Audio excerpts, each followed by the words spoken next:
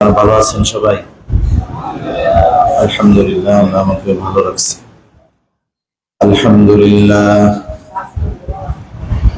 আলহামদুলিল্লাহিল্লাযী হাদানা লিল ইসলাম الذي نزل القرآن هدى للناس وبينات من الهدى والفرقان وخلق الإنسان وكرمه وعلمه من البيان ما لم يعلم فسبحان الذي لا يحصى امتنانه باللسان ولا بالقلم ونشهد أن لا إله إلا الله وحده لا شريك له ونشهد أن سيدنا وسندنا وحبيبنا وطبيبنا وأولانا ومولانا محمد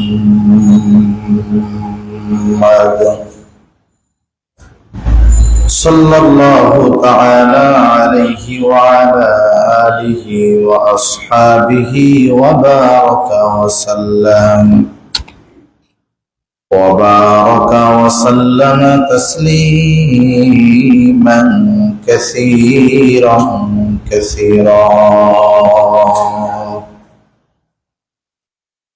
أما بعد فأعوذ بالله من الشيطان الرجيم بسم الله الرحمن الرحيم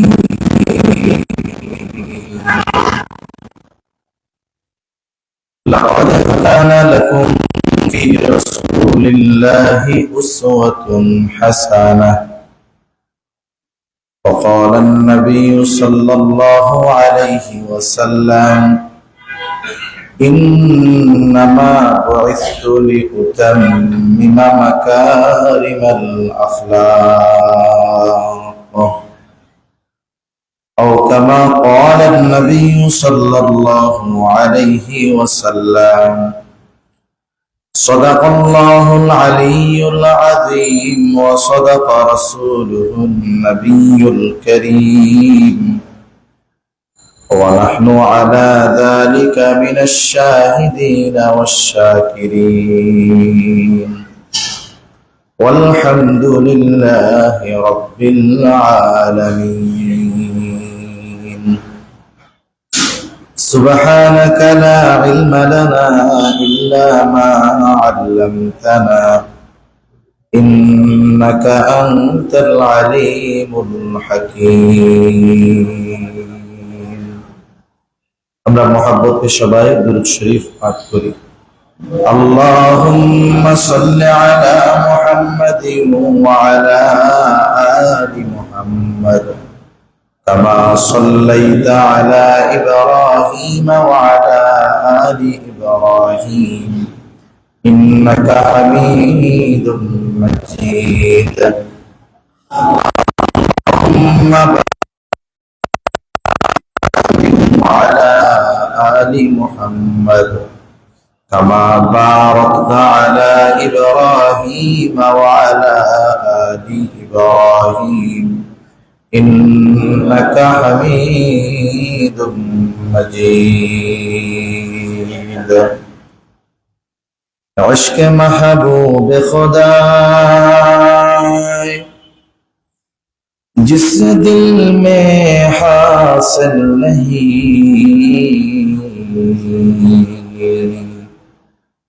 लाखों मोमिन हो मगर ईमान में कामिल नहीं बलगल औला बिकमालिही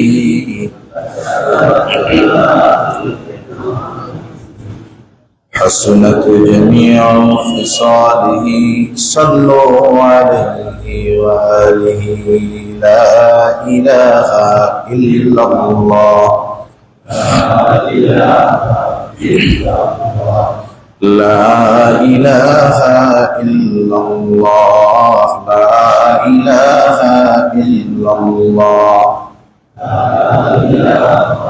إلا الله لا إله إلا الله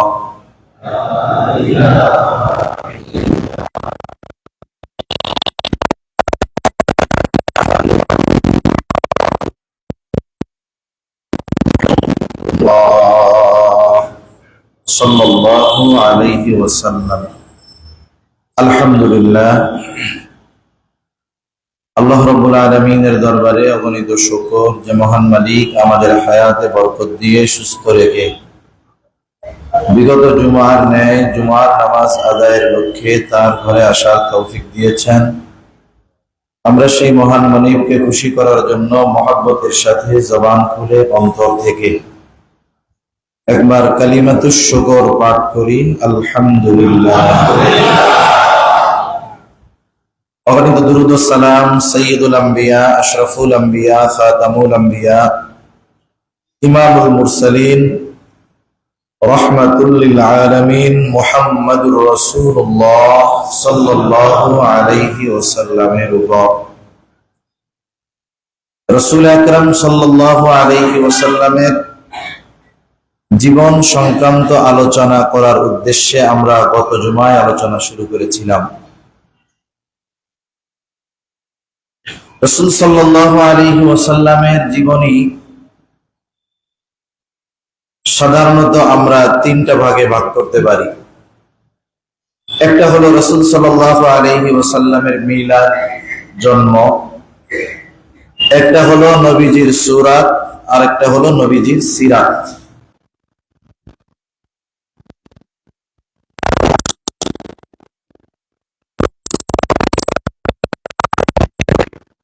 অনেক অলৌকিক ঘটনা ইতিহাসের কিতাবগুলোয় পাওয়া যায়, সিরাতের কিতাবগুলোতে পাওয়া যায়।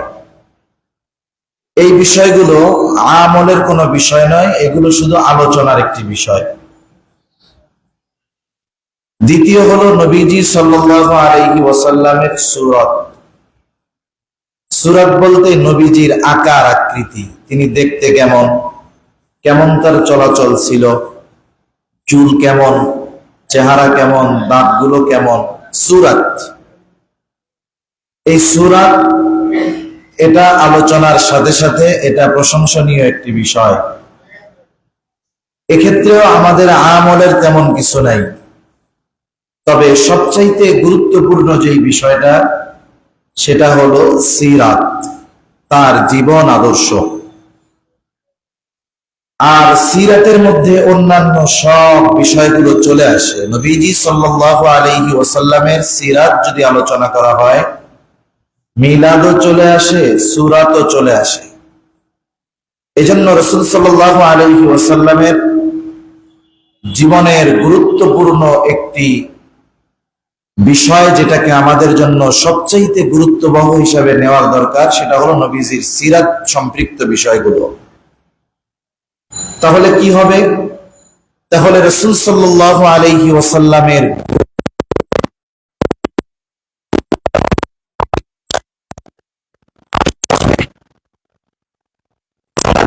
আমাদের সামনে চলে আসবে। এজন্য রাসূল সাল্লাল্লাহু আলাইহি ওয়াসাল্লামের সিরাতের আলোচনা ব্যাপকভাবে হওয়া দরকার। শুধু মসজিদে হওয়ার দরকার তা না, প্রত্যেকটা ঘরে ঘরে সিরাতের চর্চা হওয়ার দরকার, নবীজির জীবন আদর্শ পড়ার দরকার। যদি এই বিষয়গুলো নিয়ে বারবার আলোচনা হয়, যদি আমি খুঁজতে থাকি যে আমার জীবনের এই কাজটা নবীজি সাল্লাল্লাহু আলাইহি ওয়াসাল্লাম কিভাবে করেছেন, আমি যদি এগুলো ফাইন্ড আউট করার চেষ্টা করি, খুঁজে বের করার চেষ্টা করি, তাহলে দেখা যাবে আমার জীবনের, দৈনন্দিন জীবনের অনেক কাজ রাসূল আকরাম সাল্লাল্লাহু আলাইহি ওয়াসাল্লামের কাজের সাথে মিলে যাচ্ছে। আর সাধারণত একটা মানুষ আর একটা মানুষকে অনুসরণ করে কখন, পছন্দ করে কখন? তার আখলাক, তার চরিত্র যদি সর্বোত্তম হয়। কারণ একটা মানুষ যত গুণে গুণান্বিত হোক না কেন, যদি তার চারিত্রিক কোনো ত্রুটি থাকে, তাহলে ওই মানুষের সব গুণগুলো তার কাছে অকার্যকর মনে হয়, ম্লান হয়ে যায়, শুধুমাত্র চারিত্রিক ত্রুটি থাকার কারণে। কিন্তু আল্লাহ সুবহানাহু ওয়া তাআলা আমার আপনার নবীকে এমন এক মহান চরিত্র দান করেছিলেন, এই চরিত্রটা তিনি যে নবুয়তির পরে অর্জন করেছিলেন, তা নবুয়তির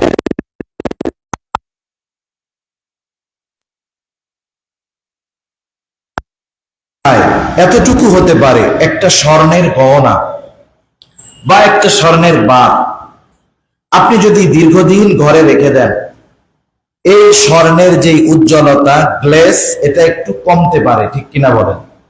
এমনটা তো আর না যে দীর্ঘদিন ঘরে রেখে দেওয়ার কারণে অথবা ব্যবহারের কারণে স্বর্ণ তামা হয়ে গেছে, এরকম হবে নাকি? লোহা হয়ে যাবে? কিছুই হবে না। আপনি যদি ওই স্বর্ণটাকে নিয়ে স্বর্ণকারের কাছে গিয়ে বলেন যে এটাকে আমাকে একটু পরিষ্কার করে দেন, তাহলে সে তার প্রসেস অবলম্বন করে, পদ্ধতি অবলম্বন করে ওটাকে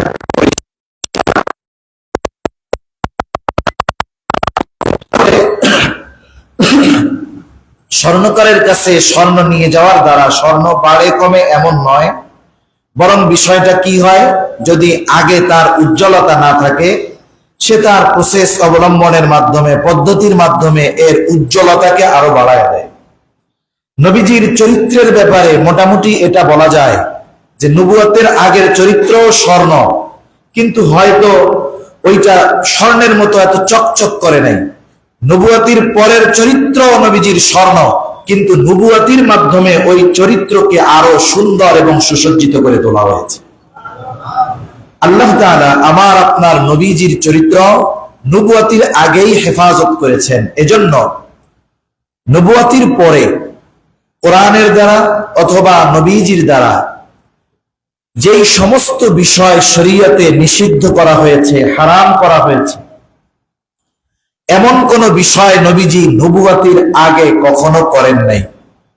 এক্সাম্পল, নবীজির নবুয়তির অনেক পরে মদ হারাম করা হয়েছে, কিন্তু ইতিহাস বলে নবুয়তির আগে কোনোদিন নবীজি মদ পান তো বহু দূরের কথা, মদের সাথে মদের কোন বিষয়ের সাথে নবীজির সম্পৃক্ততা ছিল না। সুবহানাল্লাহ।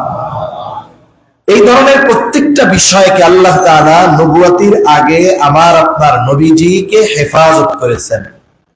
এজন্য আমার আপনার নবীজির ব্যাপারে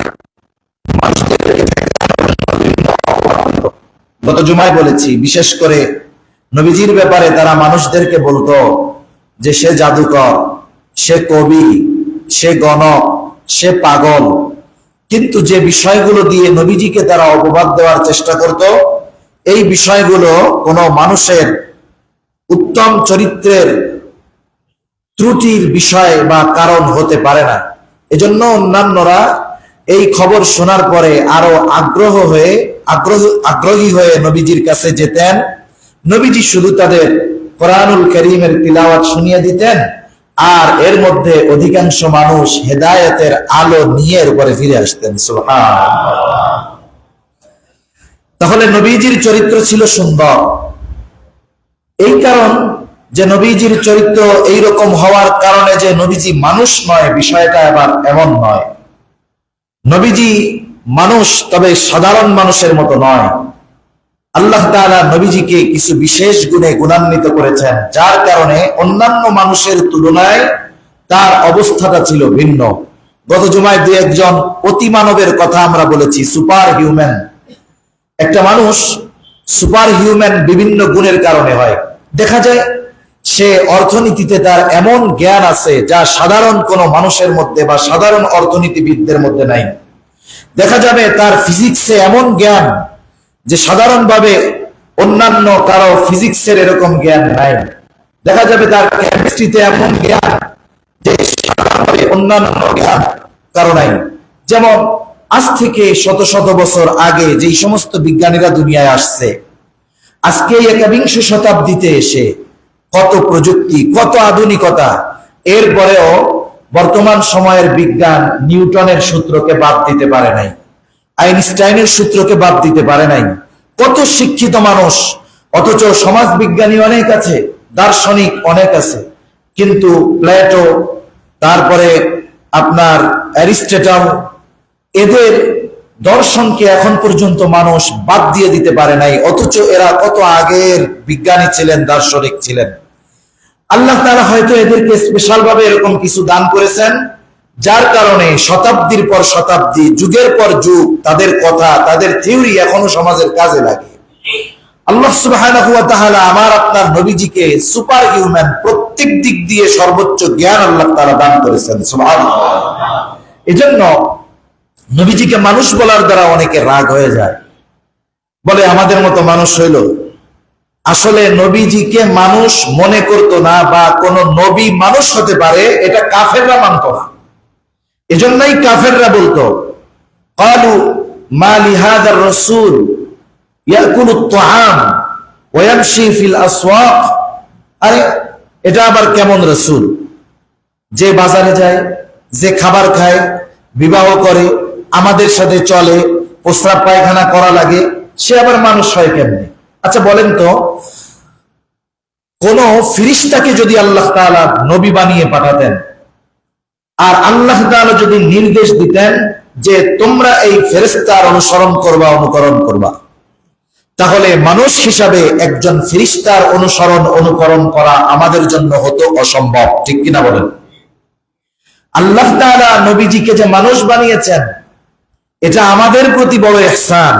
আর মানুষ হওয়ার কারণে নবীজি সাল্লাল্লাহু আলাইহি ওয়াসাল্লামের সম্মান, কদর, মর্যাদা কমে যায় নাই, বরং আল্লাহ তাআলা মানুষের যোগ্যতা আর ফেরেশতাদের যোগ্যতার মধ্যে তফাৎ রেখেছেন। ফেরেশতাদেরকে আল্লাহ তাআলা একবার অবস্থান ওইরকমই থাকবে। ও যাকে সেজদার জন্য সৃষ্টি করেছেন ও শুধু সেজদা করবে, যাকে রুকুর জন্য সৃষ্টি করেছেন ও রুকুই করতে থাকবে, যাকে আল্লাহ তাআলার প্রশংসা করার জন্য সৃষ্টি করেছেন সে আল্লাহর প্রশংসাই করতে থাকবে।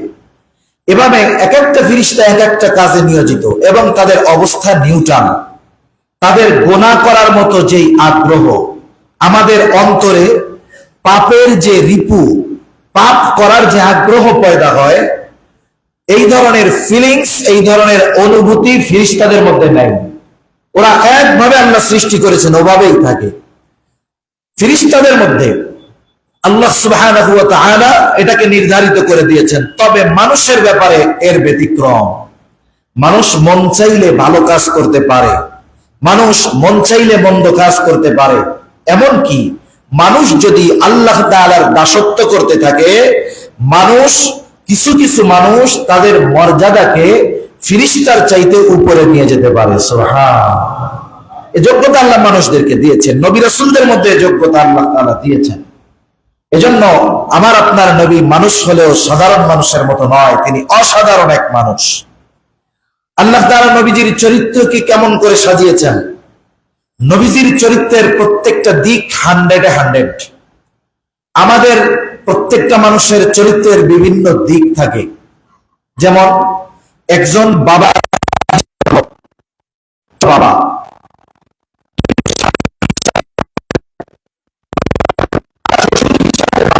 কিন্তু দাদা হিসাবে ভালো হতে পারে নাই।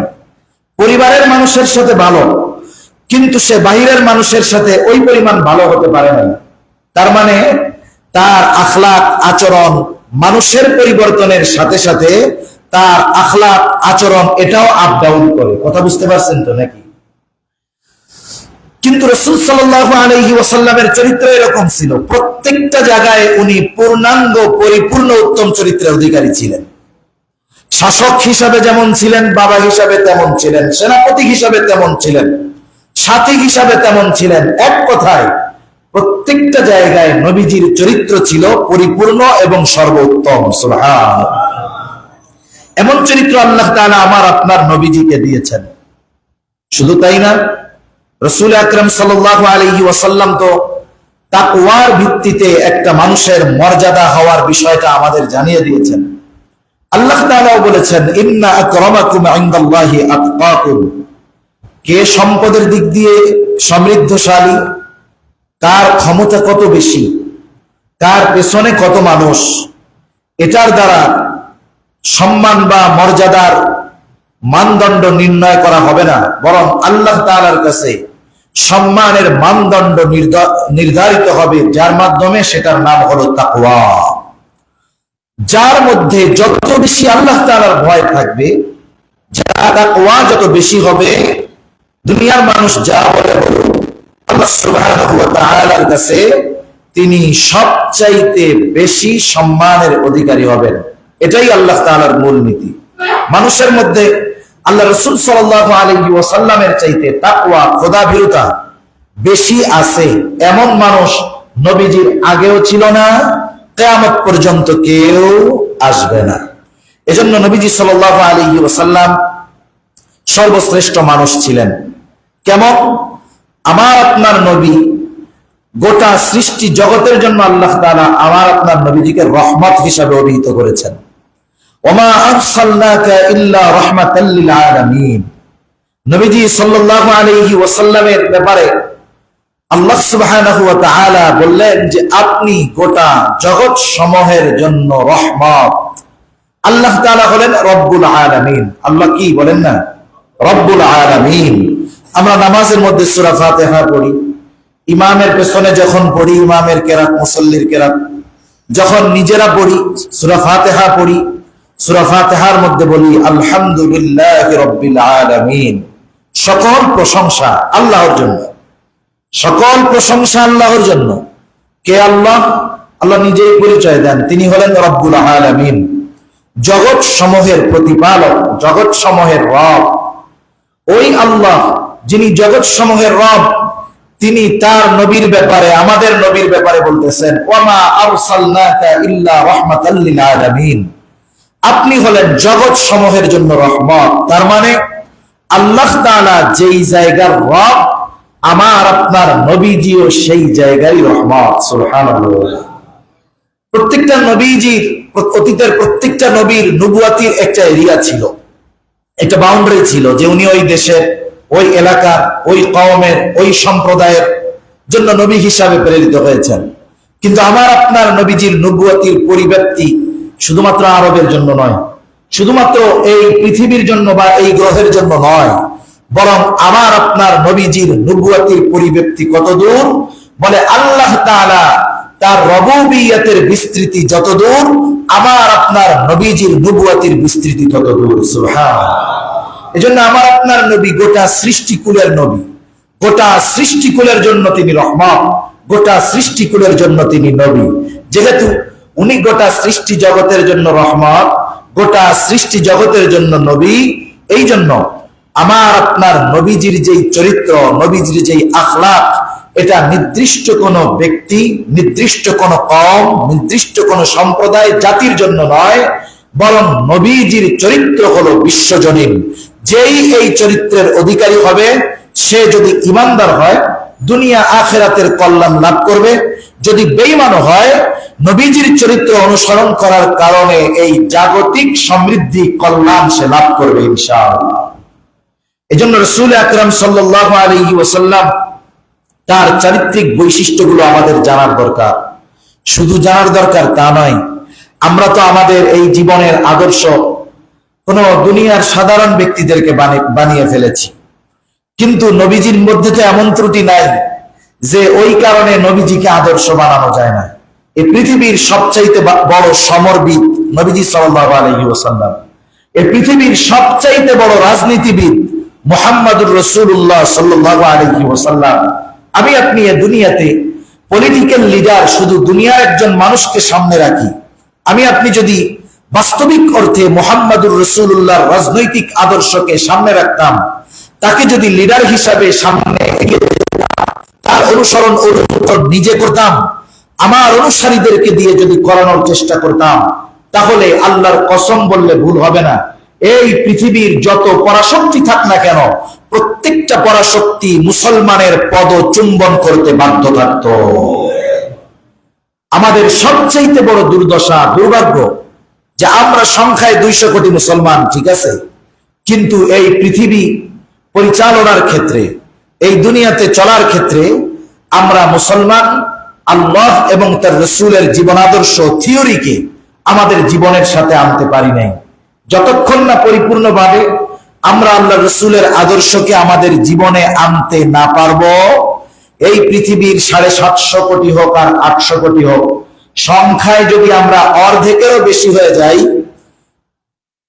তাতেও কাজ হবে না, যতক্ষণ না আমরা নবীজির পরিপূর্ণ আদর্শ রাষ্ট্র, সমাজ, ব্যক্তি, পরিবার প্রত্যেকটা জায়গায় পূর্ণাঙ্গভাবে প্রতিষ্ঠিত না করব, ততক্ষণ পর্যন্ত পৃথিবীর বুকে আমরা মুসলমানদের মাথা উঁচু করে দাঁড়ানোটা অনেক কঠিন হয়ে যাবে। এটা মনে রাখতে হবে, লিখে রাখতে পারেন আপনারা। তা আসেন রাসূল সাল্লাল্লাহু আলাইহি ওয়াসাল্লামের জীবনের কিছু দিক আমরা জানবো, সাথে সাথে নবীজি সাল্লাল্লাহু আলাইহি ওয়াসাল্লামের এই সুন্দর চরিত্রগুলো আমাদের মধ্যে আনার চেষ্টা করব। আল্লাহ তাআলা তৌফিক দান করুন, সকলে বলি আমিন। আমি আগেই বলেছি যে একজন মানুষের চরিত্রের বিভিন্ন দিক থাকে, সেগুলোর সমন্বয়েই সে সচ্চরিত্রবান হয়ে গড়ে ওঠে। আমার আপনার নবীজির চরিত্রের প্রত্যেকটা দিক ছিল পূর্ণাঙ্গ।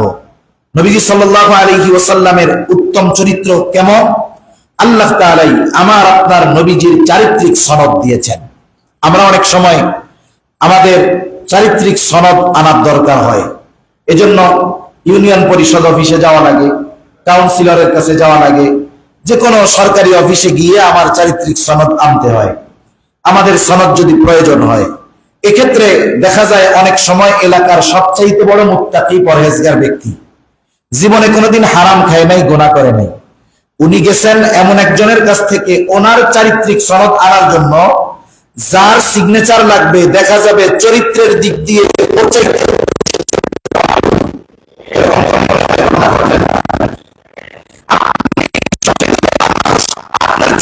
সত্যায়ন করা লাগতেছে একজন দুশ্চরিত্রবান মানুষের কাছ থেকে। এটা আমাদের জন্য দুর্ভাগ্য। কিন্তু নবীজি সাল্লাল্লাহু আলাইহি ওয়াসাল্লামের চারিত্রিক সত্যায়ন দুনিয়ার মানুষের কথা বাদ দেন, আমার আপনার নবীজির চারিত্রিক সত্যায়ন স্বয়ং আল্লাহ তাআলা দিয়েছেন। সুবহানাল্লাহ। আল্লাহ তাআলা কি বলেন? ওয়া ইন্নাকা লাআলা খুলুকিন আযীম। আল্লাহ রাব্বুল আলামিন বলেন, নিশ্চয়ই আপনাকে মহান চরিত্রে অধিষ্ঠিত করা হয়েছে। আযীম শব্দটা এটা আল্লাহ রাব্বুল আলামিনের একটা গুণবাচক নাম। আযীম, মহান শব্দটা কোনো ব্যক্তির সাথে ব্যবহার করার অনুমতি নাই। মনে করেন আমার কাছে একটা দামি জিনিস আছে, আপনি যদি অন্যায়ভাবে জোর করে সেটার মালিকানা দাবি করেন, এটা হবে অপরাধ, পাপের কাজ। কিন্তু ওই দামি জিনিসটা যদি আমি স্বেচ্ছায় আপনাকে দিয়ে দেই, এক্ষেত্রে কারো কোনো কিছু বলার নাই, এক্ষেত্রে এটা অপরাধ নয়, বরং যাকে দেওয়া হলো এটা তার জন্য সৌভাগ্যের বিষয়। আল্লাহ তাআলা আযীম শব্দটা এটা তার সাথে গুণবাচক একটি শব্দ, তার সাথে সম্পৃক্ত শব্দ। ওই আল্লাহ তাআলা আমার আপনার নবীজির চরিত্রের সৌন্দর্য বোঝানোর জন্য, চরিত্রের উচ্চতা বোঝানোর জন্য আল্লাহ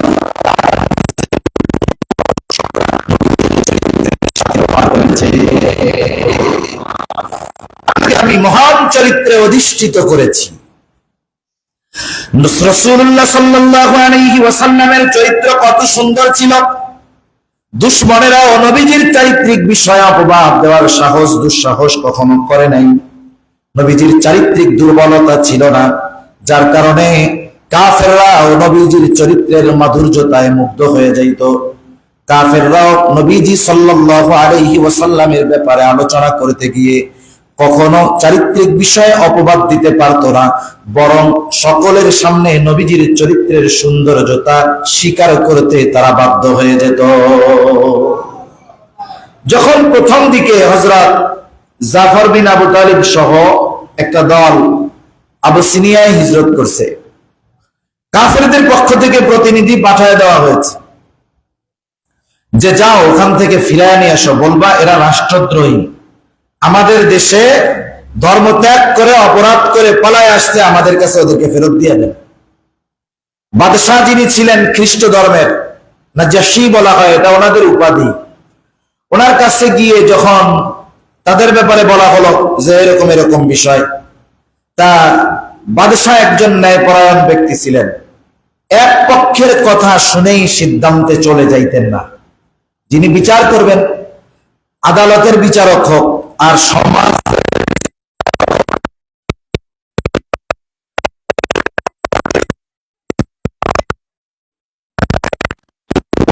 সমগুরুত্ব সহকারে শুনতে হবে, এটা ইসলামের নির্দেশনা। নবীজি বলেছেন,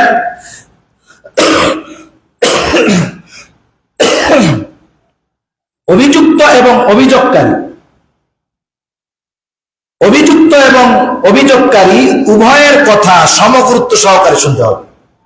এরপরে ইনসাফের ভিত্তিতে সমাধান দিতে হবে। এমনটা নয় যিনি অভিযোগ করেছেন সম্ভ্রান্ত ব্যক্তি, পাওয়ারফুল ব্যক্তি হওয়ার কারণে যার বিরুদ্ধে অভিযোগ করা হলো তার কোনো কথাই শুনলাম না, উনি যা বলছেন সব মেনে ওনার একবারে শাস্তি দিয়ে দিলাম।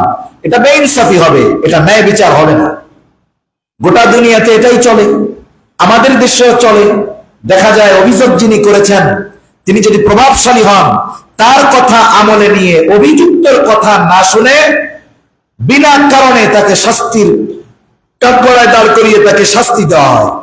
আবার যদি এমন হয় কোন দুর্বল মানুষ কোন সম্ভ্রান্ত মানুষের বিরুদ্ধে অভিযোগ দায়ের করেছে, দেখা যায় যে অভিযোগ দায়ের করেছে এর কথা না শুনে যার বিরুদ্ধে অভিযোগ করা হলো বিবাদী, তার কথা শুনেই আদালত বা বিচারক রায় দিয়ে দেয়। এটা কখনোই গ্রহণযোগ্য নয়। এটা আদালতে হোক, সামাজিক কোনো বিচারাচারে হোক, পারিবারিক বিচারাচারে হোক, অবশ্যই দুই পক্ষের কথা সমগুরুত্ব সহকারে শুনে এরপরে ইনসাফ রক্ষা করে সমাধান দিতে হবে। তা না হলে কি হবে? কিয়ামতের দিন এই বিচারক আল্লাহ রাব্বুল আলামিনের সামনে অপরাধীর কাঠগড়ায় দাঁড়াতে হবে। আর যদি সে ন্যায় বিচার করে তার অনেক লাভ। আল্লাহ রাসূল এক হাদিসের মধ্যে বলেছেন, ন্যায়পরায়ণ শাসক যে আরশের ছায়ায় থাকবে। আর এক হাদিসের মধ্যে আসছে, যারা ন্যায় বিচার করে, ন্যায় বিচার, এই ধরনের ন্যায়পরায়ণ মানুষগুলোকে মতির চেয়ার দেয়া হবে আল্লাহ তাআলার সন্নিকটে। সুবহানাল্লাহ।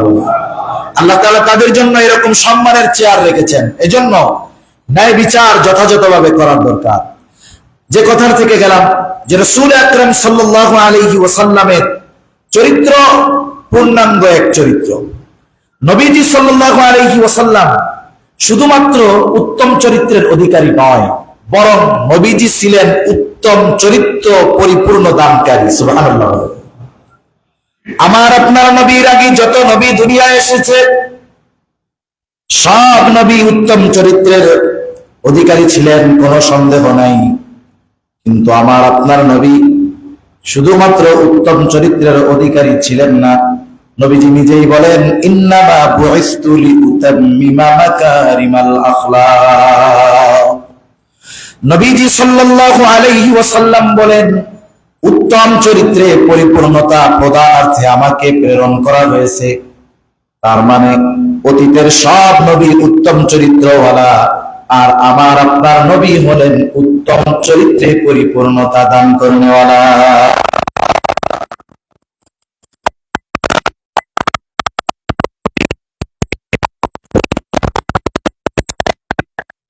তারা আমার আপনার নবীর মাধ্যমে উত্তম চরিত্রের পূর্ণতা প্রদান করেছেন, সাথে সাথে নিজেও ঘোষণা দিয়েছেন, ওয়া ইন্নাকা লাআলা খুলুকিন আযীম, আপনাকে মহৎ চরিত্রে অধিষ্ঠিত করা হয়েছে।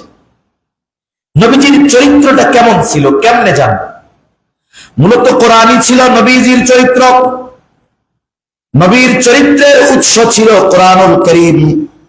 এ কথা বললে আশা করি বেশি বলা হবে না। কোরআন হলো আমরা পেয়েছি লিখিত কোরআন, আর নবীজি ছিলেন প্র্যাকটিক্যাল কোরআন। কোরআনের অন্যতম একটি বৈশিষ্ট্য হলো যে রাসূল সাল্লাল্লাহু আলাইহি ওয়াসাল্লামের কাছে 23 বছর ব্যাপী আল্লাহ তাআলা যেই সংবিধান নাজিল করেছেন, জীবন চলার পথেও নাজিল করেছেন। আল্লাহ তাআলা শুধু যে কোরআন নাজিল করেছেন তা নয়, কোরআনুল কারীমের মধ্যে যত বিধানাবলী আছে সব বিধানগুলো আল্লাহ তাআলা নবীর হাতে প্র্যাকটিক্যাল আমল করে দেখিয়ে দিয়েছে। এমনটা হয় নাই যে আল্লাহ তাআলা একটা বিধান নাজিল করেছেন কিন্তু ওই বিধানের প্র্যাকটিক্যাল আমল হয় নাই, এটা হয় নাই। এজন্য অনেক সময় অনেক মানুষ না বুঝে কিছু বিষয়ের সমালোচনা করে। যেমন সাহাবায়ে কেরামের প্রশংসা করতে গিয়ে কিছু মানুষ পছন্দ করে না, মনে করে যে ওনারাও আমাদের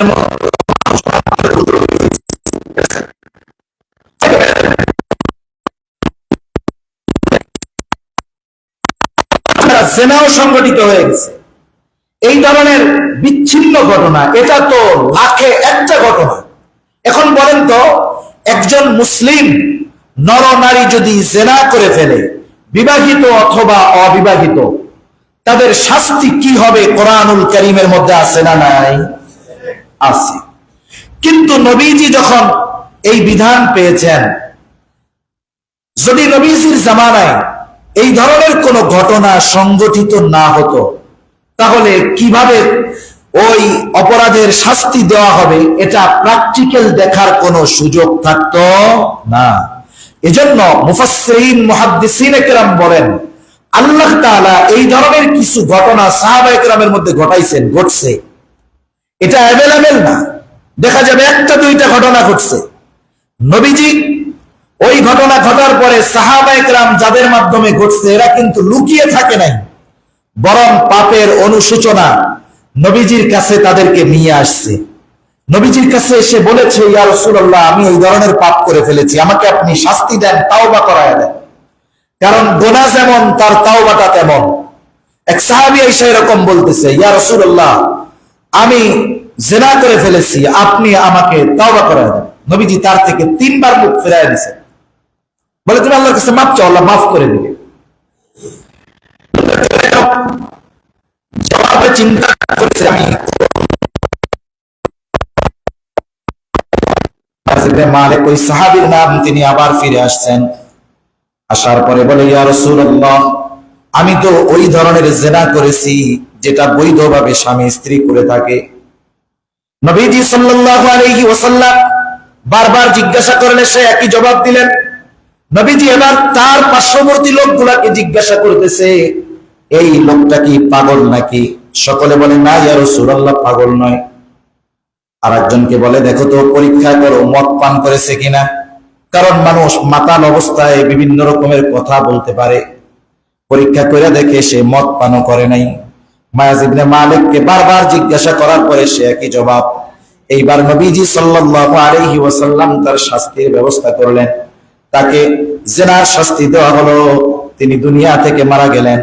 নবীজি স্বয়ং নিজে তার দাফন কাফনে অংশগ্রহণ করলেন। নবীজি যখন চলে আসতেছেন, দুইজন ব্যক্তি মায়াজ ইবনে মালিকের কবরের পাশে দাঁড়িয়ে মায়াজ ইবনে মালিকের ব্যাপারে বলতেছে, দেখো এই যে এই ব্যক্তি, আল্লাহ তাআলা তাকে গুনাহ গোপন করার সুযোগ দিয়ে দিয়েছিলেন, কিন্তু সে গুনাহ গোপন করে নাই, বরং সে নিজের গুনাহর কথা স্বীকৃতি দিয়ে দিল। তার শাস্তি হিসাবে তাকে দুনিয়া থেকে বিদায় নেওয়া লাগলো। নবীজির কানে এই কথাটা আসছে। নবীজি কিছু দূর অগ্রসর হওয়ার পরে দেখলেন মরুভূমির ভিতরে একটা মরা গাধা পড়ে আছে।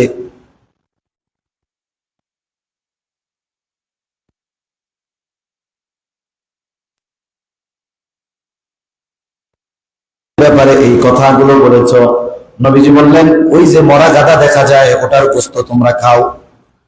ওই দুই ব্যক্তি বলে, ইয়া রাসূলুল্লাহ, মরা গাধার গোশত খাওয়া যায় নাকি? এটা তো হারাম। নবীজি বললেন, তোমরা তোমাদের ওই ভাইয়ের ব্যাপারে গীবত করেছো, তোমরা কেমন তো মৃত প্রাণীর গোশতই ভক্ষণ করেছো, মৃত ভাইয়ের গোশত খেয়েছো। এরপরে নবীজি বললেন, শোনো, মায়াজ ইবনে মালিক যদিও শয়তানের তাড়নায় পড়ে গুনাহ করেছে, অপরাধ করেছে, অন্যায় করেছে, কিন্তু পরকালের চিন্তা তাকে তাওবার ব্যাপারে উদ্বুদ্ধ করেছে, সে তাওবা করেছে। শুনে নাও, আল্লাহ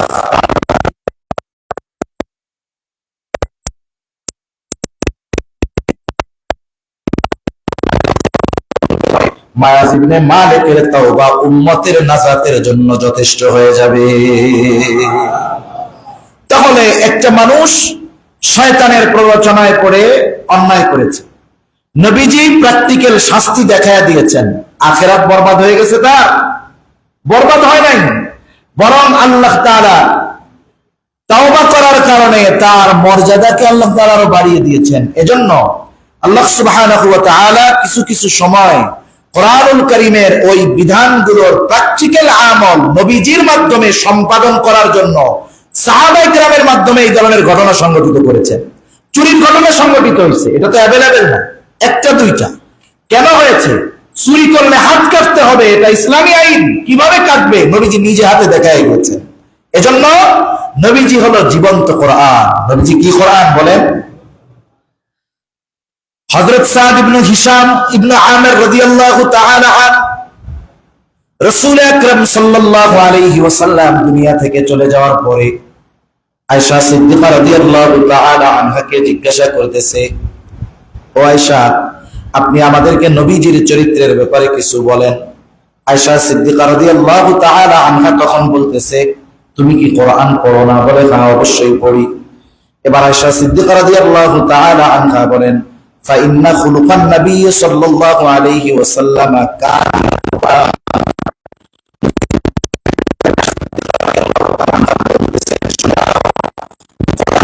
নবীজির চরিত্র, নবীজির চরিত্রই হলো কোরআন। আর এক বর্ণনায় আসছে রাসূলুল্লাহ সাল্লাল্লাহু আলাইহি ওয়াসাল্লামের সহধর্মিণী আয়েশা সিদ্দিকা রাদিয়াল্লাহু তাআলা আনহা সাদ ইবনে হিশামকে বলতেছে, তাহলে তুমি কোরআনুল কারীমের সূরা মুমিনুন পড়ো। এবার সে পড়া শুরু করলো, قد أفلح المؤمنون الذين هم في صلاتهم خاشعون والذين هم عن اللغو معرضون والذين هم للزكاة فاعلون। এভাবে পড়তে পড়তে উলাইকা হুমুল ওয়ারিসুন পর্যন্ত যখন পৌঁছাইলো, والذين هم صلواتهم يحافظون أولئك هم الوارثون, এই পর্যন্ত যখন সে পৌঁছায় গেল, আয়েশা সিদ্দিকা রাদিয়াল্লাহু তাআলা আনহা তখন বলতেছেন, 10 আয়াত পর্যন্ত পড়ার পর সাদ ইবনে হিশামকে থামায় দেওয়া হলো। তখন আয়েশা সিদ্দিকা রাদিয়াল্লাহু তাআলা আনহা বলেন, শুনে নাও, এগুলোই ছিল নবীজির চরিত্র। সূরা মুমিনুনের শুরুতে মুমিনদের কিছু স্পেশাল গুণাবলীর কথা বর্ণনা করা হয়েছে। সাথে সাথে গুণগুলো অর্জন করবে যারা, তাদের ব্যাপারে বলা হয়েছে উলাইকা হুমুল ওয়ারিসুন, এরা হলো জান্নাতের ওয়ারিস। এরাই হলো জান্নাতের ওয়ারিস। যেমন বাবার সম্পদ, বাবার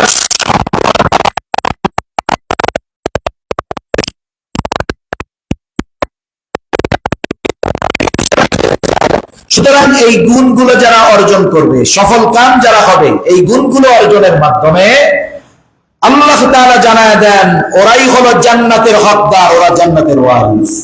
এজন্য রাসূল সাল্লাল্লাহু আলাইহি ওয়াসাল্লামের চরিত্রটাই ছিল কোরআন। নবীজির চরিত্র নিজের বাড়িতে যেমন ছিল, নিজের ঘরে যেমন ছিল, নিজের পরিবার পরিজনের সাথে যেমন ছিল, অমুসলিম কাফের তাদের সাথেও নবীজির চরিত্র ছিল মহানুভব এক চরিত্র। এমনটা নয় যে তিনি মিষ্টি ভাষায় কথা শুধু পরিচিতদের মধ্যে বলতেন, অন্যদের সাথে বলতেন না, এমনটা নয়।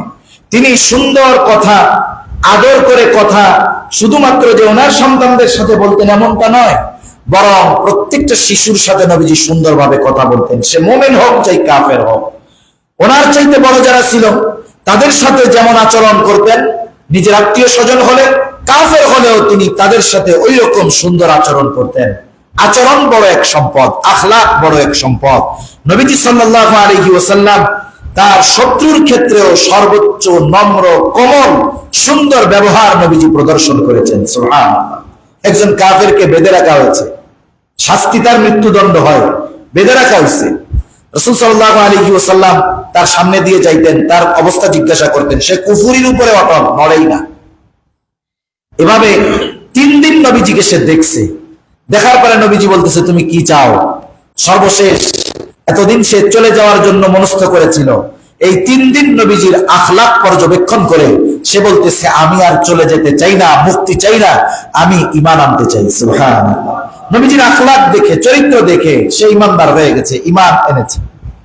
এজন্য নবীজি সাল্লাল্লাহু আলাইহি ওয়াসাল্লাম উত্তম চরিত্রের গুরুত্ব আরোপ করে নবীজি সাল্লাল্লাহু আলাইহি ওয়াসাল্লাম বলেন, ইন্না মিন আকমালিল মুমিনিনা ঈমানা আহসানুহুম খুলুকা ওয়া আলতাফুহুম বিআহলিহি। নবীজি সাল্লাল্লাহু আলাইহি ওয়াসাল্লাম ঈমান পরিপূর্ণ কেমনে হবে, যে এই গুণগুলো অর্জন করলে ঈমান পরিপূর্ণ হয়, নবীজি সাল্লাল্লাহু আলাইহি ওয়াসাল্লাম জানায় দেন নিশ্চয়ই ওই ব্যক্তি তোমাদের মধ্যে তাদের ঈমানটাই হলো পরিপূর্ণ। ইন্না মিন আকমালিল মুমিনিন, মুমিনদের মধ্যে তারাই পূর্ণ করেছে ঈমানাম, তাদের ঈমানকে। তার মানে মুমিনদের মধ্যে তাদের ঈমান হলো পরিপূর্ণ। তারা কারা? আহসানুহুম খুলুকা, যাদের চরিত্রটা সর্বোত্তম চরিত্র। উত্তম চরিত্রবিহীন ঈমান পরিপূর্ণ হয় না। এজন্য উত্তম চরিত্রের অনেক দাম। হযরত আবু হুরায়রা রাদিয়াল্লাহু তাআলা আনহু থেকে বর্ণিত, রাসূলুল্লাহ সাল্লাল্লাহু আলাইহি ওয়াসাল্লামকে জিজ্ঞাসা করা হলো, ইয়া রাসূলুল্লাহ, মিজানের মধ্যে সবচেয়ে ওজন হবে কোন আমল? আমল গণনা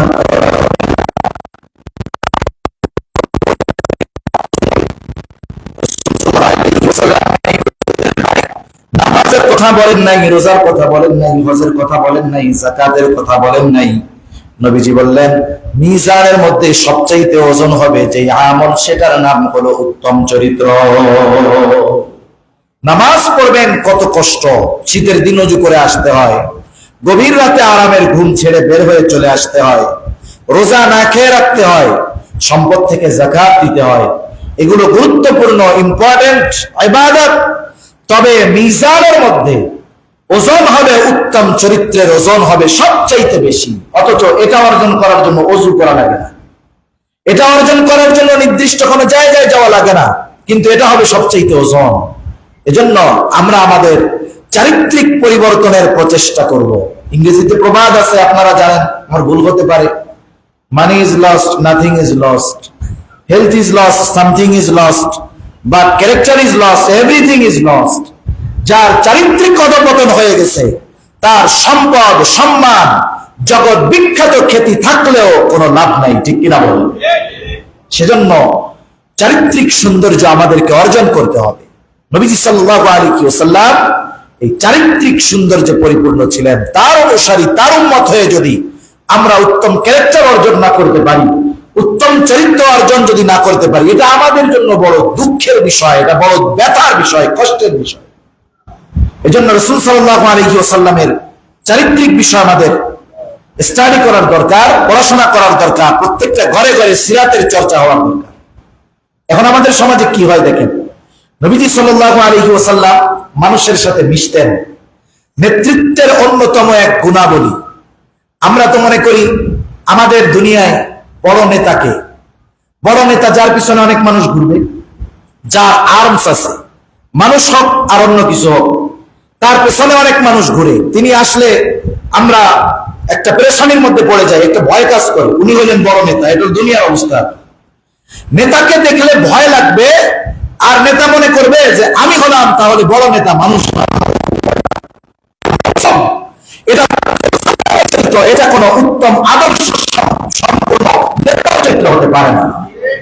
উত্তম নেতা তো সে, তার কাছে সমাজের সবচাইতে প্রভাবশালী ব্যক্তি এসে যেমন ভাবে বসতে পারবে, সমাজের একেবারে নিম্ন স্তরের মানুষটাও তার কাছে এসে মন খুলে তার কথাগুলো তার কাছে বলতে পারবে। সে উত্তম চরিত্রের একজন নেতা। এটা নেতৃত্বের গুণাবলীর অন্যতম এক গুণ। মনে রাখবেন, কোন নেতা যদি মুখে থাকে মনে না থাকে, মুখ আর মন বুঝেন তো, নেতা আসতেছে মিছিল দিলাম, নেতা যেই গেছে একটা বকা দিয়ে বললাম ওর জ্বালায় শেষ হয়ে যেতেছে, তাহলে বোঝা গেল প্রকৃত নেতৃত্বের গুণাবলী আমি অর্জন করতে পারি না। নবীজির মধ্যে নেতৃত্বের গুণাবলী পরিপূর্ণ ছিল। এর মধ্যে অন্যতম একটা জিনিস কি ছিল? নবীজি সাল্লাল্লাহু আলাইহি ওয়াসাল্লাম একেবারে সাহাবায়ে কেরামের সাথে অধিক হারে মিশতেন। মানে নবীজির কর্মী যারা ছিল, এখনকার ভাষায় যদি বলি সাহাবায়ে কেরাম, তাদের সাথে অধিক হারে মিশতেন। কত মিশতেন, কত ফ্রি ছিলেন নবীজি, অনেক ঘটনা বলা যাবে। এক সাহাবী গরিব মানুষ, বিবাহ করছে, বিবাহের পরে অলিমা করতে হবে, বিবাহের কার্য শেষ, অলিমা টলিমা শেষ করে নবীজির দরবারে আসছে, নবীজির কাছে আসছে। আরেকজন বলতেছে ইয়া রাসূলুল্লাহ, উনি নতুন বিবাহ করছে। নবীজি বলতেছেন তুমি বিবাহ করেছো, অলিমা করছো নাকি? ওই সাহাবী বলতেছে হ্যাঁ ইয়া রাসূলুল্লাহ, অলিমা করেছি। নবীজি বললেন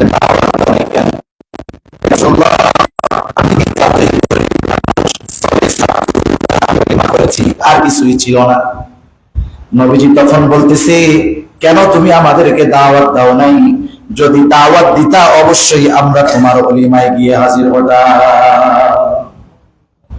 নবীজি সাল্লাল্লাহু আলাইহি ওয়াসাল্লাম কতটা হৃদ্রতা তাদের প্রতি দেখিয়েছেন। তুমি যা পারছো তাই করতে, আমরা যাইতাম তোমার আনন্দে, আমরাও শেয়ার হইতাম, তোমার আনন্দের সাথে আমরাও আনন্দিত হতাম, কেন দাওয়াত দাও? এখন বলেন তো, এই কথা বলার পরে যার ব্যাপারে বলছে তার হৃদয়টা কত সংকুচিত ছিল যে এই খাওয়াইয়া কি নবীকে দাওয়াত দেওয়া যায়? যখন নবীজি নিজের থেকে বললেন, তার দিলটা কত বড় হয়ে গেছে।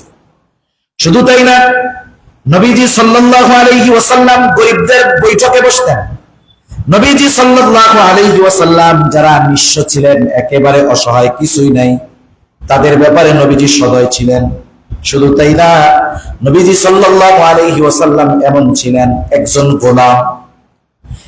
গোলাম যদি চাইতো মদিনার প্রধান সড়কের মধ্যে নবীজির পাশে পাশে চলে নবীজির হাত ধরে ধরে পথ অতিক্রম করতে পারত।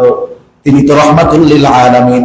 কিন্তু চিন্তা করেন তো, আমাদের দেশের যারা নেতা আছে, আপনি গরিব মানুষ, আপনারে কেউ চিনে না, আপনি যদি পাশে গিয়ে তার হাত ধরতে চান, আপনার অবস্থা খারাপ হয়ে যাবে, ঠিক কিনা বলেন? এখন বলবেন, হুজুর কেমনে যাবে? চতুর্দিকে যে পরিমাণ ফাঁসি, মানে চামচা যাকে বলে, ওনার কাছে যাওয়ারই তো সুযোগ নাই, কথা বলাতে বহুত দূর। এজন্য যারা নেতৃত্বের দিকে এগিয়ে যাচ্ছেন, আল্লাহ তাআলা যাদেরকে এই গুণ দিয়েছে যে নেতৃত্বের কিছু গুণ তার মধ্যে আছে, আপনি এই গুণগুলো রাখবেন আপনার পাশে। আপনি এই ধরনের মানুষের চাইতে অসহায়, গরিব, দরিদ্র, এদেরকে আরো স্পেস বেশি দিবেন, দিল খুলে তাদের কথা শুনবেন। আল্লাহ তাআলা নেতৃত্ব শুধু তাহলে এই দুনিয়ায় দিবে না, দুনিয়া আখিরাতের কল্যাণ আপনাদেরকে দান করবে, ঠিক কিনা বলেন? এজন্য আল্লাহ রাসূল সাল্লাল্লাহু আলাইহি ওয়াসাল্লাম এমন ছিলেন যে মদিনার প্রধান সড়কে একজন গোলাম চাইলেই নবীজির পাশে পাশে পথ চলতে পারত। অথচ আমরা তো অতীতকালে এমন দেখছি, নিকট অতীতেও দেখেছি যে এখান থেকে একজন বাড়িতে যাবে, আসলে কিছু মানুষ রাস্তায় চলাও বিপদ, কিছু মানুষ রাস্তায় চলা বিপদ। অনেক কিছুই তো বলতে মন চায়, আসলে অনেক কিছু বলতে চাইলেও বলতে পারি না। কিছু মানুষ রাস্তায় চলা বিপদ। মনে করেন প্রাইম মিনিস্টার রাস্তা দিয়ে যাবে, আধা ঘন্টা আগে অফিসিয়াল টাইমে রাস্তা বন্ধ, 2 ঘন্টা আগে বন্ধ, তাহলে এই 2 ঘন্টায় কত লক্ষ কোটি ঘন্টা কর্মঘন্টা নষ্ট হলো। গাড়িগুলো শুধু শুধু দাঁড়িয়ে থাকার কারণে কত ফুয়েল নষ্ট হলো, কত কার্বন নিঃসরণ হলো, আবহাওয়ার ক্ষতি হলো। এগুলো যদি হিসাব করেন, এই বিষয়গুলো নিয়ে চিন্তা করলে বহুত কিছু চিন্তা করা যাবে। একবার আমি ফেসবুকে লিখছি, এইরকম জ্যামে পড়া আমার গাড়ি মিশে গেছে,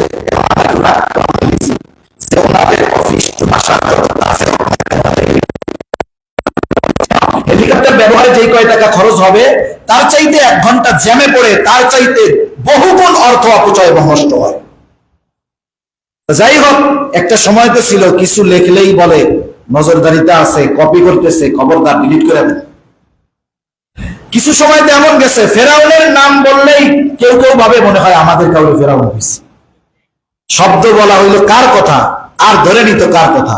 তা চিন্তা করে দেখেন যে আমাদের নেতৃত্বের স্থানে যেতে হলে নবীজির এই গুণগুলো অর্জন করার দরকার, অসহায়দেরকে স্পেস বেশি দেওয়ার দরকার।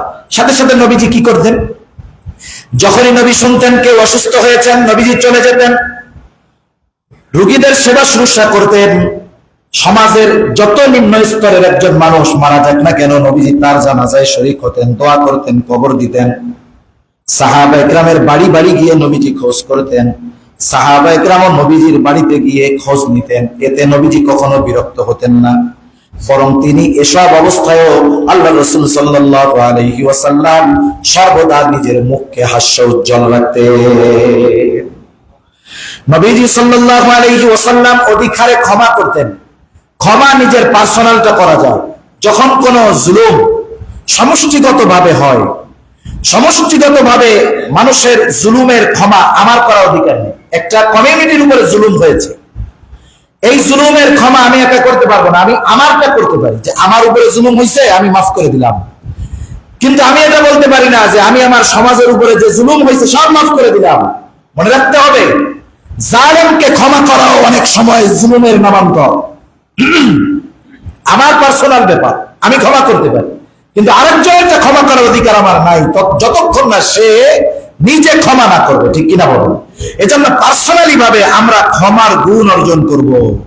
রাসূল সাল্লাল্লাহু আলাইহি ওয়াসাল্লামের ব্যক্তিগত বিষয়ে সর্বোচ্চ জুলুম যদি কেউ করত, নবীজি সাল্লাল্লাহু আলাইহি ওয়াসাল্লাম তাকে ক্ষমা করে দিতেন। এই ধরনের গুণে গুণান্বিত ছিলেন আমার আপনার নবী। আসলে আফসোসের ব্যাপার যে মানুষেরা না বুঝে নবীজি সাল্লাল্লাহু আলাইহি ওয়াসাল্লামের সমালোচনা করে। আল্লাহ তাদের বুঝবার তৌফিক দান করুক। অনেকগুলো অমুসলিম ঐতিহাসিকদের কথা আমি বলতে পারতাম, শুধু একটা কথা বলি, একজনের কথা বলি। ব্রিটিশ ঐতিহাসিক ও প্রাচ্যবিদ উইলিয়াম মো নবীজি সাল্লাল্লাহু আলাইহি ওয়াসাল্লামের জীবনী নিয়ে তিনি রিসার্চ করেছেন। সর্বশেষ তিনি এই কথা বলেছেন যে তার সর্বনিম্ন অনুসারীর সাথেও সর্বোচ্চ রুচিবোধ ও সভ্যতাময় ব্যবহার নবীজি সাল্লাল্লাহু আলাইহি ওয়াসাল্লাম করতেন। আরেকজন বিখ্যাত কবির কথা বলেই শেষ করি, জার্মান এক কবি জোতা। তিনি নবীজির ব্যাপারে বলেন যে মনুষ্য জাতির জন্য আমি ইতিহাসের মহান ব্যক্তির অন্বেষণ করার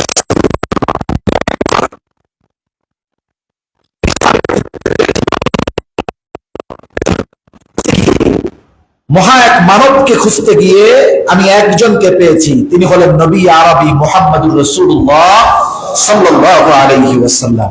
এজন্য আমরাও যদি নবীজির জীবন আদর্শ অনুসরণের প্রচেষ্টা করি তাহলে আমাদের আখলাক চরিত্র সুন্দর হবে ইনশাআল্লাহ। আগামী জুমা থেকে আমরা নবীজির চরিত্রের একটা স্পেসিফিক নির্দিষ্ট বিষয়ের উপরে এক একটা দিকের উপরে ইনশাআল্লাহ আমরা আলোচনা করব, জানবো, সাথে সাথে এই ইচ্ছা অন্তরে দৃঢ়ভাবে রোপণ করব যে শুধু জানবো তা নয়, আমরাও নবীজির আখলাক অনুসরণ করার সর্বোচ্চ প্রচেষ্টা করব। আল্লাহ সুবহানাহু ওয়া তাআলা আমাদের সবাইকে কথাগুলো বুঝবার তৌফিক দান করেন। আমিন। ওয়া আখিরু দাওয়ানা আলহামদুলিল্লাহি রাব্বিল আলামিন।